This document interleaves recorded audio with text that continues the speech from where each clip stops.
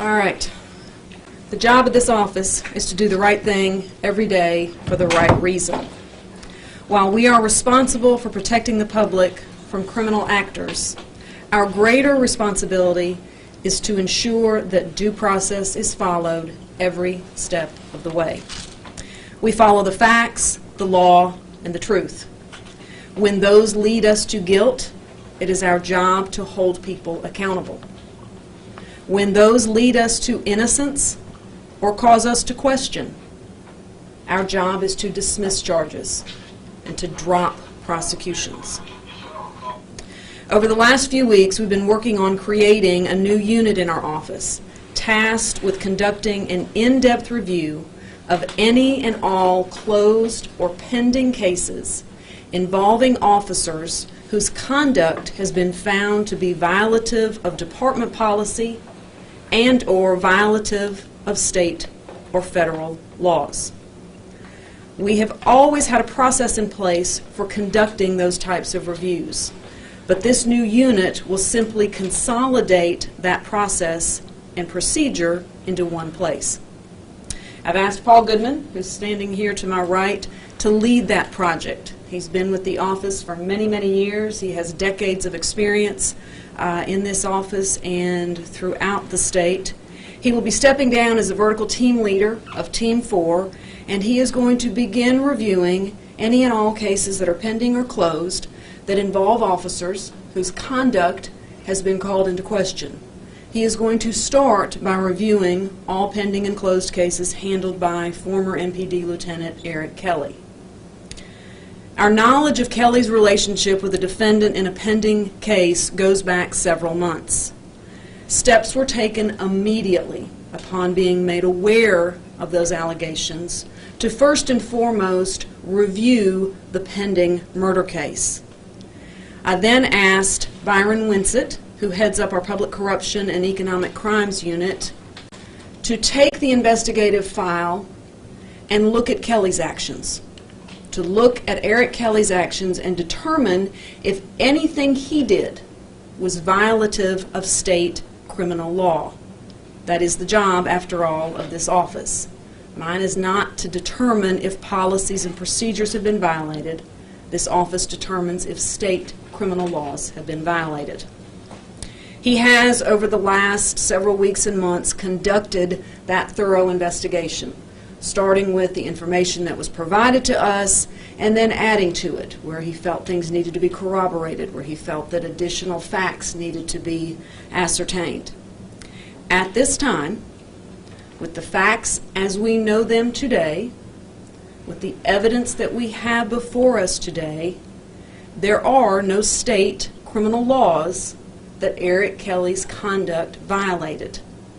Let me say again that just because policy and procedure may have been violated, that doesn't equal a violation of state criminal law. And to give you an idea of the various statutes that we looked at, here is the list: prostitution, coercion of a witness, sexual contact with a probationer or a parolee, sexual contact with inmates, misuse of official information, official oppression, and official misconduct. We conducted a thorough analysis of the facts, the evidence, the truth, and we matched it all with the law. It's what we do all day, every day. And in this situation, the facts as we know them do not violate any current state criminal laws. As you guys know, you've been down here enough to know it's not our job to draft the laws. We simply enforce the laws and follow the laws that the legislature passes. With that, I'll open it up to any questions. What about any impact on the murder case that you're involved in? Well, that case is pending, and as I mentioned, that was kind of task one. Ray Lapone, our Deputy District Attorney, that was the first task that was undergone here, was to take the murder case, look at it, and make sure that there were no questions or reason to have concern there. But that case is still pending and will continue to work its way through the criminal courts and through the justice system. But did they find any reason for concern, anything that might have been compromised in that investigation? That case is still pending and will work its way through the criminal justice system. I don't think it has a trial date yet, but those indictments are still in place, and that case is still pending. Yeah. And with other cases, I think you probably addressed it, you'll be looking at other cases that he and other officers that had problems? Yes. So any officer, and that's a good point too. We're made aware of these situations, right? Obviously, if it's an officer that we indict for rape, that's one thing. But if it's an officer who has been found to violate department policy and procedure, oftentimes we wait and have to wait for the police department to make us aware of that. So when we are made aware, and this has been a process that has been in place in this office for decades, when we are made aware of a cause for truthfulness or a finding of truthfulness against an officer, as an example, we have a process in place, and that process is if you have a case right now pending in your office and this officer is involved in it, go see the deputy district attorney. And a conversation is then had whether or not that officer's involvement in that case is so deep that we have concerns about the innocence, right, of the charged defendant, or is their involvement of the case so tangential that it doesn't matter, and we still have to pursue our responsibility toward public safety. But having Paul dropping what he's doing currently and being assigned to this new position will allow all that to be streamlined in one place and allow that review to go back beyond what's just currently pending right now. And with Eric Kelly, the bottom line is there's nothing criminal that he faces. Right. And if it's found that maybe he really shouldn't have done what he did, that's just the way it is. Right. So he resigned going to before, happen to him. exactly. Yeah. As we know the facts and evidence today, as we know the facts and evidence right now, there are no state criminal laws that he violated, that his conduct violated. Is this new special unit dedicated to Eric Kelly and his past cases, or is it going to be any officer? We're going to start with Eric Kelly's cases, and then we're going to move our way up the list of officers that we have on what we call our Giglio list, our list of officers who we have either, as I mentioned before, indicted, perhaps for rape or robbery or whatever the situation might be, or officers whose conduct has been found to violate department policy and procedure. We've been made aware of it, and we have a responsibility and a duty to make sure defense attorneys have that information, right? So that's why it's important that if a prosecutor in this office with a caseload of 1,000 pending cases has a drug case where one of these officers happened to be on the scene at the time something was tagged, they need to know that this officer has had these violations filed against them, and they need to make sure the defense attorney representing that charged defendant has that information. So this is a pretty permanent addition to the office, then? It is a permanent addition, yes. Yes. What was a Giglio list? The Giglio list, sometimes it's called that, sometimes it's called, I think there was an article that was written recently about it, the do not call list. Ours is unique in the sense that it's really a do not call until. Do not put this officer on the stand until you've had a conversation with the deputy district attorney or the district attorney about your case, knowing what we know about this officer, knowing what we know about their conduct now. Does that call into question the guilt of this person accused of this crime?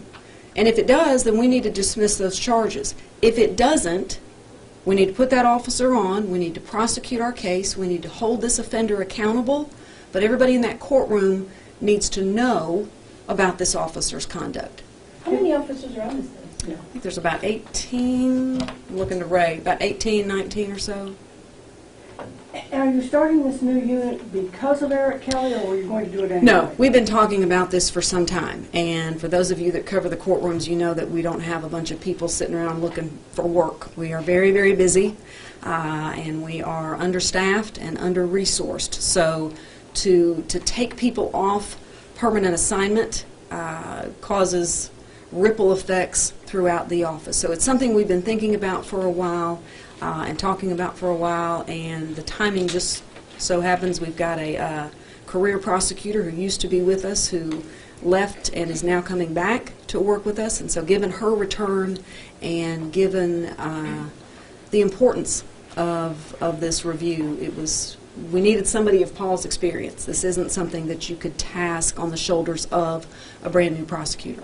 How far back Talk are you about going? how this, How far back? We'll go back as far as we need to. I think sometimes with these situations, once you start pulling on the ball of string, it may go back a while. But we're going to start with the list that we have and work our way back through those cases and through files. And bear in mind, too, those cases have been looked at, right? This is just putting this all in one permanent unit and kind of lending a little bit of uniformity to it. So we've already begun the process of internally just identifying, which is a challenge, just identifying all of the pending cases in which these officers' names might be mentioned. They might be mentioned because they were the case officer and they solved the case. They might be mentioned because they just showed up on the scene and they were there for 20 minutes. But either way, Paul Goodman is going to look through it and make sure. Yeah. what does Yes, it say ma'am. about how much of a problem this is with our local police officers? I mean, you just said you're pulling prosecutors off of cases that they probably need to be working on. Well, I think, when you look at the large number of law enforcement officers that we have currently working in this community, and we've had working in this community over the decades, and we've got 18 of those on a list that have conducted themselves in a way that we have to conduct further investigation. It's a small number in relationship to the total number of law enforcement agents. But it's our responsibility to make sure that we've looked at these cases from top to bottom and that we can then say to the public, we've looked at how many ever, I don't know what the number will be, whether it will be hundreds or thousands of cases in which these officers' names were mentioned. Again, whether it was because they showed up on the scene for 20 minutes or because they were the sole officer that solved the murder case. But we've looked at these cases thoroughly, and here's what we have found. Keep in mind, too, that you guys that cover the trials in these courtrooms, once that trial is over or once that guilty plea is over, there's a very thorough and involved appellate process, right? These cases go to the Court of Criminal Appeals, and oftentimes they find themselves in the Supreme Court of the state. There's then a federal post-conviction review process that is undergone, where everything is looked at from top to bottom. This is just another added layer of review that was important to me to build in, and is going to be important, I think, to the public for me to be able to report back to them at the appropriate time. Here's what we found. This is for officers countywide. Yeah. Yes. So on the list is MPD and sheriff's officers, yes. And every Yeah. other of the municipal law enforcement as well? I don't know if there are. Yes, there are a few of the municipal officers on there. That's right. Correct. Department? Ma'am? How many officers I are you think so. guys going to be looking at? How many officers? There's 18 currently on the list, but knowing Paul like I know him and knowing all the prosecutors in this office, if he stumbles upon something that leads him down a road to look at something else, that's what he'll do. Yeah. Many of them are no longer employed. Very good point. Right. Yeah. Several of them are, like we mentioned, indicted, have left employment of the law enforcement and are no longer employed by whether it was MPD or sheriff's office. Yes, ma'am. Eric Kelly had several different run-ins with discipline before this had happened. Does the DA's office want to see any sort of streamlined policy, I guess, when it comes to how many times someone can be disciplined before action is taken? Well, I certainly don't want to delve into suggesting or crafting policies and procedures for the police department, right? The job of this office is to hold people accountable if they violate state criminal law.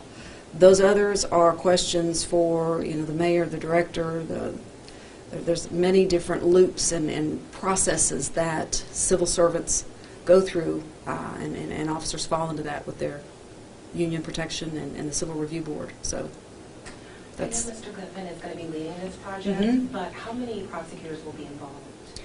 currently just Paul. Just So Paul, okay. that's what we've got going right now, and it's one of those things that we'll just kind of have to see how it evolves. And if he comes to me in a couple of weeks and says, I need backup, I need help, then we'll go back to the drawing board and see where we can find some extra prosecutors that aren't already stretched to the limits. Yep. But it should be, you know, given not being in the courtroom all day should help free up his time, and he'll have a few cases left in the criminal courts that he'll have to stay on and handle. But this staff does an amazing job of everybody doing the work of about 3 or 4 people, so that's nothing new. That was the question I forgot to ask. You should have had her in there with you. All right, anything else? What's your title? Deputy? Assistant District Attorney General. One of many. But in a league of his own, that's Does right. the unit have an official name? We haven't even gotten that far. No, I really, you know, this is one of those things that we really hadn't even talked about announcing publicly, but I think given the coverage of Eric Kelly, it was important to let the public know, here's what we've been talking about, here's what we've been working on, and here's what we're doing. So, yep. All right. Very good. Y'all think of anything else? All right. One other Yes, question, yeah. sorry. I know that he didn't break any state laws Mhm. criminally, but he did admit that judgment calls. Mhm. Are you hoping that this unit will deter other officers, deputies from feeling like they can get away with doing stuff up under the rug? You know what I'm saying? I hope the presence of this office every day and the work that this office does every day to hold people accountable deters everybody in the community from exercising bad judgment, whether you wear a badge or whether you are a 24-year-old, you know, working at a restaurant. No matter what you do, it's our job and responsibility to deter as much criminal behavior as we possibly can, and to hope that everybody acts well and you know, looks out for one another every day. Yeah. General, may I Yeah. point out that also these law enforcement agencies have rules Yes. that they promulgate as well and that they enforce with possible termination of employment as the maximum. That's right. Yeah. Yeah. So, all right. Very This good. unit's in effect today, right? Yes. Okay. I'm getting to work, and that's right. All right. Thank you. Yes. Thank y'all. All right. Termination's better than jail. Thank you, General. Yeah, Thank you. Good job.